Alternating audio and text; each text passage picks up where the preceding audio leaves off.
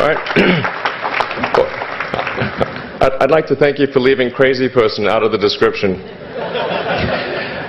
So I thought, I was trying to think, what is the most useful thing that I could, what could I say that could actually be helpful or useful to you in the future? And I thought I'd perhaps tell the story of how I sort of came to be here. How did some of these things happen? And maybe there's some lessons there, because I often find myself wondering, how did this happen? So when I was young, I didn't really know what I was going to do when I got older. People kept asking me, but then eventually I thought that the idea of inventing things would be really cool. And the reason I thought that was because I read a quote from Arthur C. Clarke, which said that a sufficiently advanced technology is indistinguishable from magic, and that's really true. If you go back, say 300 years, the things that we take for granted today would be you'd be burned at the stake for. Being able to fly, that's crazy. Being able to see over long distances, being able to communicate, having effectively with the internet a group mind of sorts, and having access to all the world's information instantly from almost anywhere on the earth. This is stuff that really would be magic, or would be considered magic in times past. In fact, I think it actually goes beyond that, because there are many things that we take for granted today that weren't even imagined in times past. They weren't even in the realm of magic. So it actually goes beyond that. So I thought, well, if I can do some of those things, basically if I can advance technology, then that's like magic, and that would be really cool. And I also had sort of a slight existential crisis, because I was trying to figure out what does it all mean? Like, what's the purpose of things? And I came to the conclusion that if we can advance the knowledge of the world, if we can do things that expand the scope and scale of consciousness, then we're better able to ask the right questions and become more enlightened, and that's really the only way forward. So I studied physics and business, because I figured in order to do a lot of these things, you need to know how the universe works, and you need to know how the economy works. And you also need to be able to bring a lot of people together to work with you to create something, because it's very difficult to do something as an individual if it's a significant technology. So I originally came out to California to try to figure out how to improve the energy density of electric vehicles, basically to try to figure out if there was an advanced capacitor that could serve as an alternative to batteries. And that was in '95, and that's also when the internet started to happen. And I thought, well, I can either pursue this technology where success may not be one of the possible outcomes, which is always tricky, or participate in the internet and be part of it. So I decided to drop out. Now, obviously, fortunately, we're past graduation, so I can't be accused of recommending that to you. So did some internet stuff. Did a few things here and there. One of which was PayPal. And I think maybe it's helpful to say one of the things that was important then in the creation of PayPal was kind of how it started, because initially the initial thought with PayPal was to create an agglomeration of financial services, so to have one place where all of your financial services needs would be seamlessly integrated and work smoothly. And then we had like a little feature which was to do email payments. And whenever we'd show the system off to someone, we'd show the hard part, which was the agglomeration of financial services, which was quite difficult to put together. Nobody was interested. Then we'd show people email payments, which was actually quite easy, and everybody was interested. This is, I think it's important to take feedback from your environment. you want to be as closed loop as possible. So we focused on email payments and really try to make that work, and that's what really got things to take off. But if we hadn't responded to what people said, then we probably would not have been successful. So it's important to look for things like that and focus on them when you see them, and you correct your prior assumptions. And then let's get some more. Going from PayPal, I thought, well, what are some of the other problems that are likely to most affect the future of humanity? It really wasn't from the perspective of what's the rank-ordered best way to make money, which is okay, but it was really what I think is going to most affect the future of humanity. So I think the biggest terrestrial problem we've got is sustainable energy, but the production and consumption of energy in a sustainable manner. If we don't solve that this century, we're in deep trouble. And then the other one being the extension of life beyond Earth to make life multiplanetary. So that's the basis for the latter is the basis for SpaceX, and the former is the basis for Tesla and Solar City. And when I started SpaceX, initially I thought that, well, there's no way one could possibly start a rocket company. I wasn't that crazy.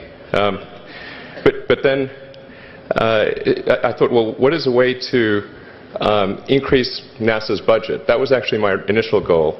So I thought, well, if we can do a low-cost mission to Mars, something called Mars Oasis, which would land seeds with seeds and dehydrated nutrient gel, and you hydrate them upon landing, and then you'd have this great sort of money shot of green plants on a red background, and the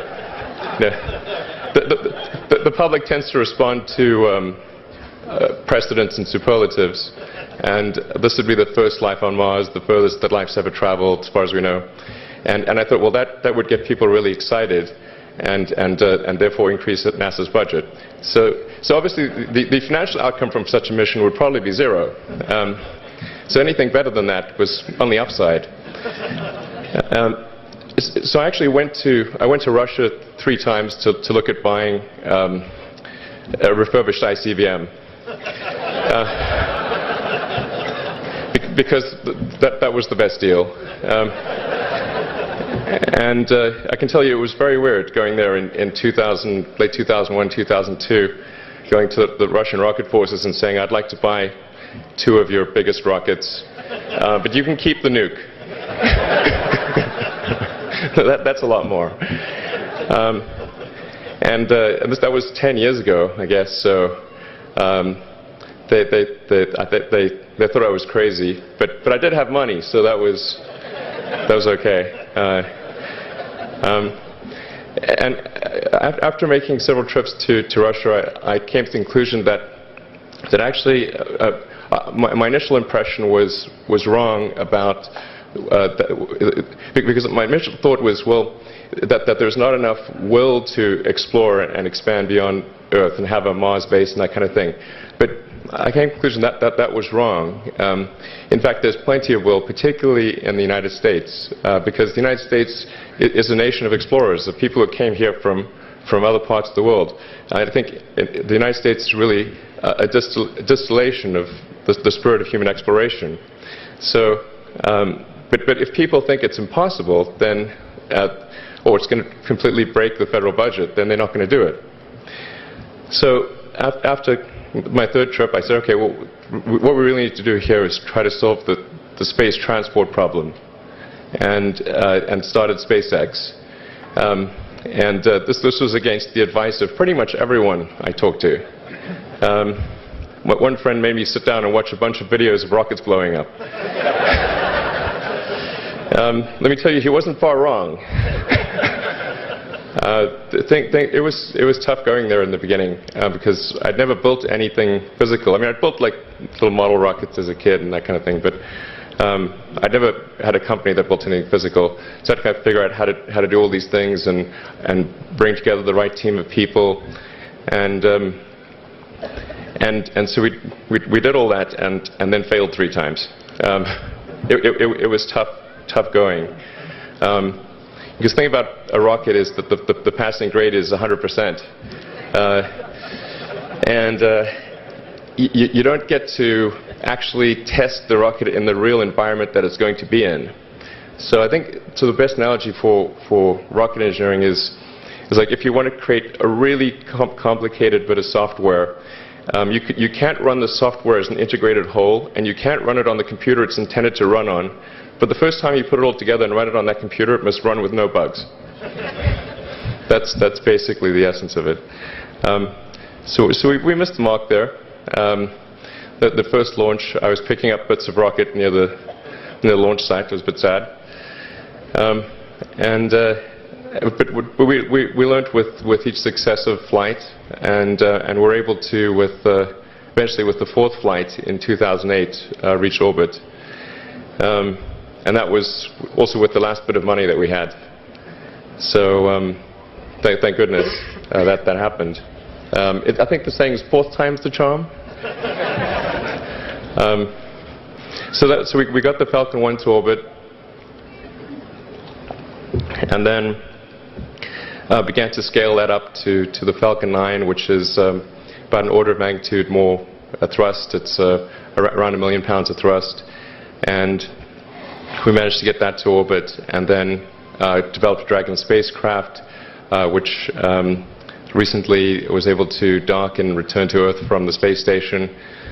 That was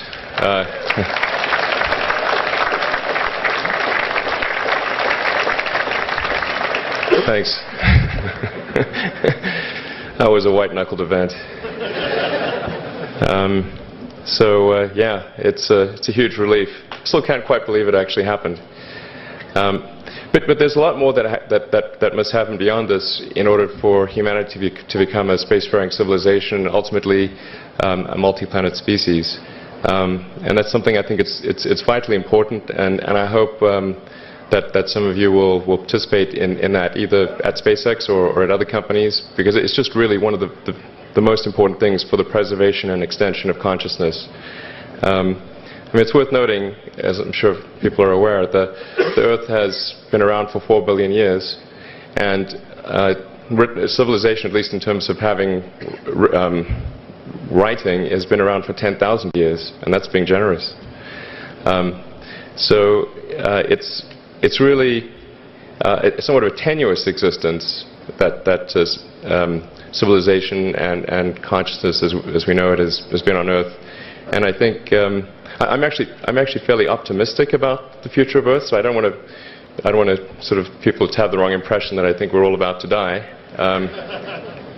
I think things will most likely be okay for a long time on Earth, but not for sure, but most likely. But even if it's sort of 99% likely, a 1% chance is still worth spending a fair bit of effort to ensure that we've backed up the biosphere, planetary redundancy, if you will, and so I think it's really quite important. And in order to do that, there's a breakthrough that needs to occur, which is to create a rapidly and completely reusable transport system to Mars, which is one of those things that's right on the borderline of impossible. But that's sort of the thing that we're going to try to achieve there with SpaceX. And then on the Tesla front, the goal with Tesla was really to try to show that what electric cars can do, because people had the wrong impression. We had to change people's perception of an electric vehicle, because they used to think of it as something that was slow and ugly and had low range, kind of like a golf cart. So that's why we created the Tesla Roadster, to show that you can be fast, attractive, and long range. And it's amazing how, even though you can show that something works on paper, and the calculations are very clear, until you actually have the physical object and they can drive it, it doesn't really sink in for people. And so that I think is something worth noting. If you're going to create a company, the first thing you should try to do is create a working prototype. Everything looks great on PowerPoint. you can make anything work on PowerPoint. But if you have an actual demonstration article, even if it's in primitive form, that's much more effective for convincing people. So we made the Tesla Roadster, and now we're coming out soon with the Model S, which is a four-door sedan. Because after we made the Tesla Roadster, people said, "Oh, sure. We always knew you could make a car like that. It's an expensive car, and it's low volume, and it's small, and all that. But you couldn't make a real car." Like, okay, fine. We've got to make that too. So that's coming out soon. Yeah. So that's the, I think where things are, and hopefully that there are some lessons to be drawn there. But I think the overarching point I want to make is that you guys are the magicians of the 21st century. Don't let anything hold you back. Imagination is the limit, and go out there and create some magic. Thank you.